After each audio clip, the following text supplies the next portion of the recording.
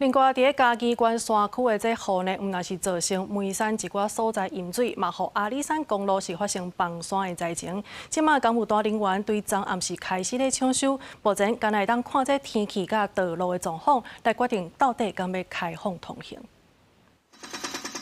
公务单人员透暝来清除即个落伫阿里山公路的大树头。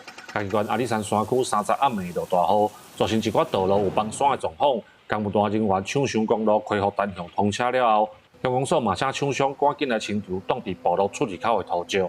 现在所有的那个联络道路哦，有很多不通。那现在我们是紧急请我们开口厂商哦，先把我们主要道路都让它可以用通，紧急抢修，不要让居民说受困在我们部落里面了哦。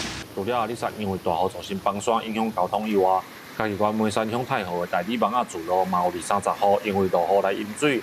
这个向宜仁村甲湾桥村民出入的宜仁吊桥，嘛因为牛寮溪涨大水的关系，互桥墩基座的土愈来愈少。公所先来封桥，等天气较好，才过来做处理。这中央拢空的，这吊桥要封起来，无你嘛连续搁大雨落去吼，这个吊桥会产生危险，这基座看起来非常危险啦，所以先封起来。嘉义县的山区为29暗时到冬的大雨开始，造成10外条道路发生崩山。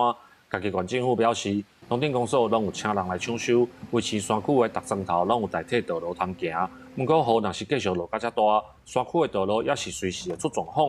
呼吁民众伫天气也未稳定进前，尽量莫行山路。记者林慧婷，嘉义报道。